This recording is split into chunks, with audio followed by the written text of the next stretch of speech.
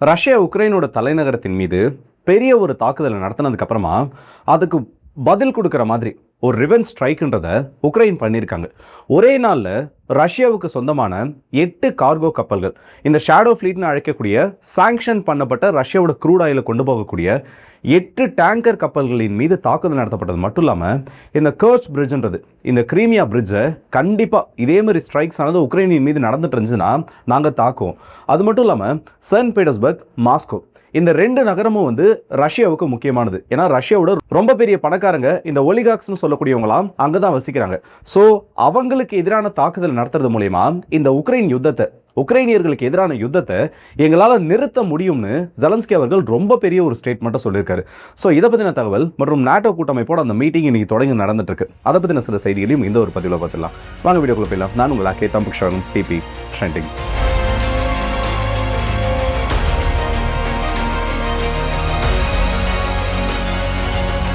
முதல்ல உக்ரைன் தாக்குன அந்த கப்பல்களோட டீடைல்ஸை பற்றி பார்த்து முடிச்சிடும். ஷேடோ ஃப்ளீட்னு இருக்கிறதுனால இந்த கப்பல்கள் வந்து எந்த நாட்டினால் ஆப்ரேட் பண்ணப்பட்டு இருக்கு, இல்லை இதில் என்ன விதமான லோடு இருந்துச்சுன்னு தெரியல. ஆனால் மொத்த கப்பல்களோட எண்ணிக்கை எடுத்து பார்க்குறோன்னா நமக்கு பேசிக்கான ஒரு ஐடியான்றது கிடைக்கும். 10 கப்பல்கள் தாக்கப்பட்டிருக்கு. இந்த 10 கப்பல்களில் ஒன்று ட்ரை வெசல், இன்னொன்று ஃபெரி, மீதம் 8 இருக்கக்கூடியது டேங்கர் கப்பல்கள். ஸோ டேங்கர் கப்பல் சொல்கிறப்ப ஒன்று அதை பெட்ரோலியம் ப்ராடக்ட்ஸ் கொண்டு போகிறதா இருக்கணும், அதாவது ரிஃபைன்டு ப்ராடக்ட்ஸை எடுத்துகிட்டு போகிறதா இருக்கணும், அப்படி இல்லையா க்ரூட் ஆயிலை எடுத்துகிட்டு போகிறதா இருக்கணும். மோஸ்ட் ப்ராபப்ளி இந்த 8 கப்பல்களையும் க்ரூட் ஆயிலானது கொண்டு போகிறதுக்கான சான்ஸ் இருக்குது. ஏன்னா இது உக்ரைன் ஸ்ட்ரைக் பண்ணுறப்ப என்ன சொல்லியிருக்காங்கன்னா, இந்த கர்ச் பிரிட்ஜை தாண்டி கருங்கடல் பகுதிக்குள்ளே, அதாவது ரஷ்யாவிலேருந்து லோடை எடுத்துக்கிட்டு அதுக்கப்புறமா இந்த கருங்கடலுக்கு வரக்கூடிய வழியில தான் இந்த கப்பல்கள் மீது தாக்குதல் நடந்திருக்கு. ஸோ இந்த கப்பல்கள் அனைத்துமே வந்து பெரிய அளவுக்கு லோடோட இருந்திருக்கலான்ற எதுவும் சொல்றாங்க. மற்றபடி அந்த ஃபெரியை பொறுத்த வரைக்கும் அது லாஜிஸ்டிக்ஸுக்கு யூஸ் பண்ணுறதுனால அதனால ஏற்பட்ட பாதிப்புகள் என்னன்னு தெரியல. உக்ரைன் நடத்திய இந்த தாக்குதல் உண்மை. ஏன்னா இவ்வளோ நாட்கள் வந்து உக்ரைன் நடத்தின சில தாக்குதலை வந்து சில வேறுபட்ட கருத்துக்கள், அதோட ப்ரூஃப் அவங்க கொடுக்கறதுல சில வேறுபட்ட அதோட அவங்க ப்ரூஃபை சப்மிட் பண்ணுறதுல சில பிரச்சனைகள் இருந்தாலும் இந்த ஒரு தாக்குதல் நடந்தது உண்மை. நாசாவோட செயற்கைக்கோள்கள் இந்த ஸ்ட்ரைக் நடந்தப்போ அதோட ஹீட் சிக்னேச்சர்ஸை கேப்சர் பண்ணியிருக்கு. அவ்வளோ பெரிய ஒரு பிளாஸ்ட் ஏற்பட்டுக்குன்னா கண்டிப்பாக அந்த கப்பல்கள் முற்றிலும் அழிக்கப்பட்டிருக்கிறதுக்கான வாய்ப்பு இருக்குது. ரஷ்யாவுக்கு ரொம்ப பெரிய ஒரு சிக்கலை இது உருவாக்கியிருக்கு. ஏன்னா ஆல்ரெடி பார்த்தோன்னா கிரீமியாவில் மோஸ்ட்டாக வந்து ரெஃபைனரிஸை ரஷ்யா க்ளோஸ் பண்ணிட்டாங்க. அந்த ப்ரொடக்ஷன் பிளான்ட்டின் மீது உக்ரைன் அந்த அளவுக்கு தாக்குதல் நடத்திருக்காங்க. ஸோ ரஷ்யா கிட்டேருந்து வரக்கூடிய க்ரூடை கப்பல்கள் மூலியமாக தான் இங்கே டிரான்ஸ்ஃபர் பண்ணிட்டு இருக்காங்க.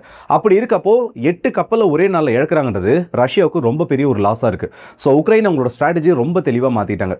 மாஸ்கோவின் மீது தாக்குதல் நடத்தினா அதுக்கு ஹெவி ரிட்டாலியேஷன் கிடைக்குது. அப்போ நம்ம இந்த மாதிரி தாக்குதல் நடத்துறப்போ, ஏன்னா கிரீமியான்னு சொல்லக்கூடியது இன்னும் சர்வதேச நாடுகள்னால அங்கீகரிக்கப்படாத ஒன்று, ரஷ்யாவுக்கு அது சொந்தம் பண்ணுறதுனால, அப்போ அந்த பகுதியின் மீது தாக்குதல் நடத்தப்பட்டா அது உக்ரைனுக்கு ஃபேவராக போகுன்ற ஒரு லாஜிக்கை இப்போ உக்ரைன் பிடிச்சிட்டாங்க. அதன்படி தாக்குதல் நடந்திருக்கு. சரி, அதுக்கப்புறம் இப்போ கிரீமியா மேலே தான் அதிகமாக தாக்குதல் நடக்க போகுதுன்னு எல்லாம் அந்த ஒரு நினைப்புக்கு வரப்போ ஜெலன்ஸ்கி அவர்கள் அதுலேயும் ஒரு முட்டுக்கட்டையை போட்டிருக்காரு. எங்களோட பிளான்ன்றது ஜஸ்ட் கிரீமியாவை மட்டும் பேஸ் பண்ணி கிடையாது. புதின் அவர்கள் மாஸ்கோவில் ரொம்ப சேஃபாக இருக்காரு. இங்கே யுத்த காலத்தில் என்ன நடக்குது, எவ்வளவு நபர்கள் வந்து இறக்குறாங்க, இதனால் ரஷ்யாவுக்கு எவ்வளோ பிரச்சனை வருது, உக்ரைனியர்கள் வந்து இந்த இடத்துல எப்படி செயல்படுறாங்க, இதை பற்றி அவருக்கு ஒரு ஐடியாவானது கிடையாது. ஸோ அப்படி இருக்கிறதுனால புதின் அவர்களை இந்த ஹீட்டை நாங்கள் ஃபீல் பண்ணி வைக்கணும். அப்படி அவர் அந்த ஹீட்டை ஃபீல் பண்ண வைக்கணும்னா யுத்தத்தை மாஸ்கோவுக்கு கொண்டு போகணும். அது மட்டும் இல்லாமல் இந்த செயின்ட் பீட்டர்ஸ்பர்க் நகரமானது இந்த ரஷ்யா உக்ரைன் யுத்தத்தில் ரொம்ப ரொம்ப முக்கியமான ஒன்று. மாஸ்கோவில் தானே கிரெம்லின் இருக்குது, அப்புறம் எதுக்கு இந்த நகரம் முக்கியமானதுன்னு சொல்லி ஒரு சந்தேகமானது எழும்பலாம். அதுக்கு ஜெலன்ஸ்கி அவர்கள் என்ன பதில் சொல்லியிருக்கேன்னா, இந்த ரஷ்யா உக்ரைன் யுத்தத்தில் திட்டமிடுதலில் இருந்து எந்தெந்த டார்கெட்ஸை அடிக்கணுன்ற வரைக்கும் மிகப்பெரிய பணக்காரர்கள், ஏன்னா டான்பாஸ் ரீஜனை தாண்டி பார்த்தோன்னா எல்லாமே வந்து அதிகமாக இயற்கை வளங்கள் அதிகமாக இருக்கக்கூடிய ஒரு பகுதி. ஸோ முக்கியமான சில நிறுவனங்களோட உரிமையாளர்கள், இந்த ஒலிகாக்ஸ்னு அழைக்கக்கூடிய ரஷ்ய பணக்காரர்கள், மிக பெரும் பணக்காரர்கள் செயின்ட் பீட்டர்ஸ்பர்க் நகரத்தில் ரொம்ப சேஃபான அப்பார்ட்மெண்ட்ஸில் இருந்து தான் இந்த தாக்குதலை பிளான் பண்ணிட்டு இருக்காங்க. அப்போது அந்த பிளான் பண்ணக்கூடிய இடத்தை அடிக்க வேண்டியது உக்ரைனோட பொறுப்பு. அதனால அந்த நகரத்தை நோக்கி எங்களோட யுத்தத்தை கொண்டு போக போகிறோம். 100 ட்ரோன்கள் அனுப்பப்பட்டால் மாஸ்கோ அந்த ஹீட்டை ஃபீல் பண்ணுறாங்கன்றது எங்களுக்கு தெரிஞ்சிருச்சு. ஸோ இதோடு நாங்கள் நிறுத்தாமல் 1000 ட்ரோன்களை உள்ளே அனுப்ப போகிறோம்.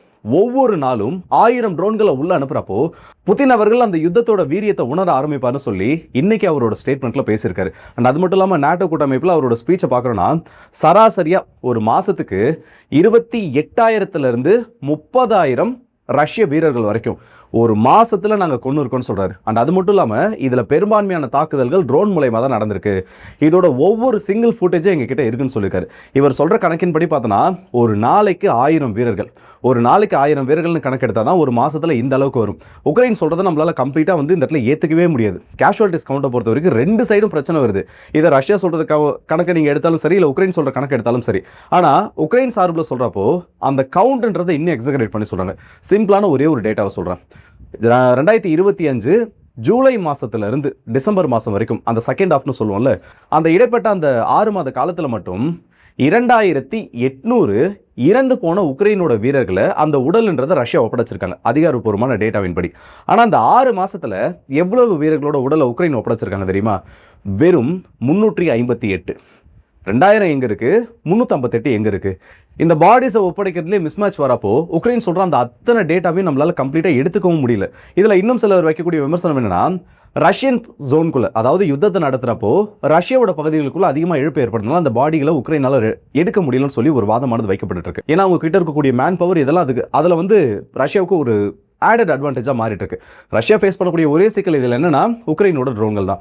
ஸோ இந்த கவுண்டை பொறுத்த வரைக்கும் ஜெலன்ஸ்கி அவர்கள் சொல்றது எந்த அளவுக்கு ஏற்படுதுன்னு தெரியல. ஆனால் இப்படி ஒரு ஸ்டேட்மெண்ட்டை நாட்டோ கூட்டமைப்பில் பேசியிருக்காரு. அவர் பேசக்கூடிய இடம் ரொம்ப முக்கியத்துவம் வாய்ந்ததுன்றதுனால இந்த ஸ்டேட்மெண்ட்டும் இப்போ பெரிய ஒரு விஷயமா மாறிட்டு இருக்கு. அண்ட் அது மட்டும் இல்லாமல் இந்த சாங்ஷன்ட் ஆயிலை கொண்டு போகிறதுனால குறிப்பிட்ட சில நிறுவனங்கள் மட்டுமே இது வரைக்கும் 4 பில்லியனுக்கும் அதிகமாக லாபம் ஈட்டி இருக்கிறதா ஒரு ரிப்போர்ட் ஆனது வெளியில் வந்திருக்கு. அதிகமாக இது எல்லாமே கிரீஸை சார்ந்த ஷேடோ ஃப்ளீட் டேங்கர்ஸ்ன்றது வெளியில் தெரிய வந்திருக்கு. இதோட ஒரு டேட்டா எடுத்து பார்க்குறப்போ டைனகாம் டேங்கர்ஸ் 915 மில்லியன் லாபமும், அதாவது 2023 ஜூலைலேருந்து இப்போ வரைக்கும் ஒலிம்பிக் ஷிப்பிங் 404 மில்லியனும், ஸ்டெல்த் மேரிடைம் 200 மில்லியனும், கொலம்பரோஸ் 200 மில்லியன் சொல்லி இவங்க எல்லாமே இதில் அதிக லாபம் அடைஞ்ச நபர்களாக இருக்காங்க. ஸோ ரஷ்யாவோட க்ரூட் இன்னும் வெளியில் போயிட்டு தான் இருக்குது. இந்த 4 நிறுவனங்கள் லாபத்தில் மட்டுமே இவ்வளோ பெரிய கணக்கு காமிக்கிறப்போ இன்னும் அந்த க்ரூடுன்றதை வெளியில் ஸ்டாப் பண்ண முடியல. இதில் இன்னும் அதிர்ச்சி தரக்கூடிய ஒரு விஷயம் என்ன தெரியுமா? இன்னமும் யூரோப்பியன் கான்டினென்ட்ல இருக்கக்கூடிய பல நாடுகள், ஐரோப்பிய கண்டத்தில் இருக்கக்கூடிய பல நாடுகள் ரஷ்யாவோட இந்த க்ரூடை வாங்கிட்டு இருக்காங்க. அதுவும் இந்த ஷேடோ ஃப்ளீட்ல இருக்கக்கூடிய வெசல்ஸ் மூலமா வாங்கிட்டு இருக்காங்கன்றதா ரொம்ப சர்காஸ்டிக்கான ஒரு விஷயமா மாறிட்டு இருக்கு. சரி, நாட்டோ கூட்டமைப்பில் என்ன இன்னைக்கு வந்து பெருசாக நாட்டோ கூட்டமைப்பை பற்றி அப்டேட்ன்றது வரல. இப்போ ரஷ்யா உக்ரைன் பற்றி பேசப்பட்டதாகவும் துருக்கிக்கு F-35 கொடுக்கறத பற்றி முக்கியமான சில டிஸ்கஷன்ஸ் போனதாகவும் செய்திகள் வந்திருக்கு. ஆனால் அதை பற்றி கிளியரான ஒரு ரிப்போர்ட் இல்லைன்றதுனால அதை பற்றி நம்மளால பெருசாக எந்த செய்தியும் இந்த இடத்துல சொல்ல முடியல. ஜஸ்ட் ஒன்லைன் செய்தி சொன்னா ரஷ்யாவை பற்றி பேசியிருக்காங்க, F-35 துருக்கி பற்றின அந்த ஒரு முக்கியமான டீலும் பேசப்பட்டிருக்கு. இன்னைக்கு ஸ்ட்ரைட் ஆஃப் ஹோர்மஸ்ல ஒரு கப்பலின் மீது தாக்குதல் நடத்தப்பட்டிருக்கு. தாக்கப்பட்ட கப்பல் என்னன்னு பார்த்தோன்னா கத்தாருக்கு சொந்தமான அல் ரக்கையாத்.